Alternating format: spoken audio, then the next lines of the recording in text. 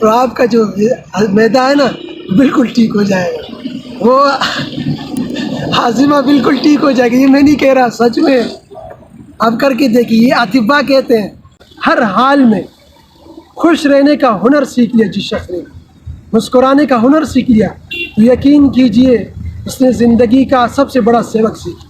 مسکرائیے، مسکراتے رہا کریں، اللہ تعالیٰ آپ کو مسکراتا رکھے۔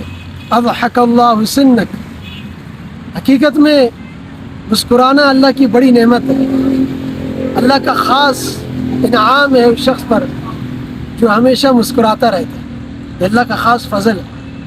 اور قرآن کریم میں بھی جنتیوں کی اللہ تعالیٰ نے صفت بیان کی ہے کہ وہ ہنسنا مسکرانا بتایا، جنتیوں کی صفت ہنسنا مسکرانا بتایا، اور ہمارے نبی بھی ہنسا کرتے تھے، مسکرایا کرتے تھے۔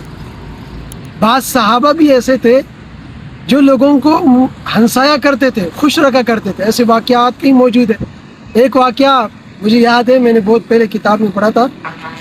ایک صحابہ کا ایک قافلہ کہیں گیا تو وہاں کہیں پڑاؤ ڈالا، کھانے کا وقت تھا، تو حضرت ابوبکر صدیق رضی اللہ عنہ نے کسی صحابی کو کھانے پر مامور فرمایا اور یہ حکم دیا کہ میرے اجازت کے بغیر کسی کو کھانا نہیں دینا۔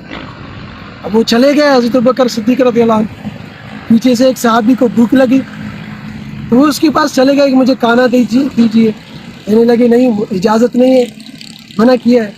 کہنے لگے بھائی بھوک لگی ہے کھانا دیجیے، نہیں بالکل منع ہے، اجازت نہیں ہے۔ وہ صحابی کہنے لگے اچھا اب میں تیرا علاج کرتا ہوں۔ تو ایک قافلہ آ رہا تھا، اس قافلے والوں کے پاس گیا وہ صحابی اور کہنے لگا کہ میرا ایک غلام ہے، میں اس کے بیچنا چاہتا ہوں۔ وہ قافلے والے تیار ہو گئے، اچھا ٹھیک ہے۔ تو راستے میں ان سے کہنے لگا اچھا یہ ذہن میں رہے کہ اس کی ایک عادت ہے، وہ اپنے آپ کو غلام نہیں کہتا، وہ کہتا ہے میں آزاد ہوں، توجہ نہیں دینا اس بات پر۔ اچھا ٹھیک ہے۔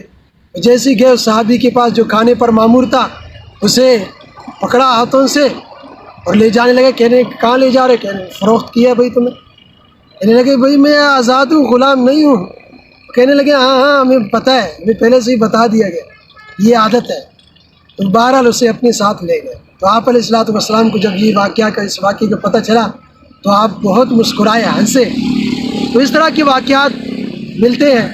تو بہرحال ہنسنا یہ غموں کو بھی ہلکا کر دیتا ہے، یہ صحت کے لیے بھی بہت اچھا ہے۔ یہاں تک کہ اگر آپ کا معدہ خراب ہے تو سچ میں حقیقت میں تو آپ اسپتال میں جائیں اور گولیاں کھائیں، اتنا پیسہ خرچ کریں، اس کے بجائے آپ ہنسیں مسکرائیں تو آپ کا جو معدہ ہے نا بالکل ٹھیک ہو جائے گا، وہ ہاضمہ بالکل ٹھیک ہو جائے گا۔ یہ میں نہیں کہہ رہا، سچ میں آپ کر کے دیکھیے۔ یہ اطباء کہتے ہیں آپ کے دماغ میں خون نہیں پہنچ رہا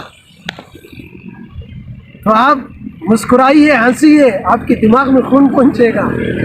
اور یہ امراض قلب کے جو مریض ہیں ان کے بارے میں سروے کیا گیا تو انکشاف ہوا کہ اگر لوگ پریشانیوں میں بھی مسکرانا سیکھ لیں، ہنسنا سیکھ لیں تو یہ اس مرض سے نجات مل جائے۔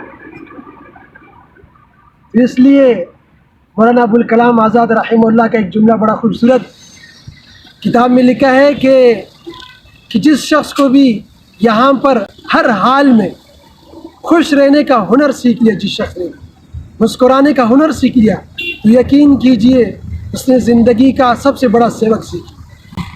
تو اس لیے خود بھی خوش رہیے، دوسروں کو بھی خوش رکھیے، خود بھی ہنسیے، دوسروں کو بھی ہنساتے رہیے۔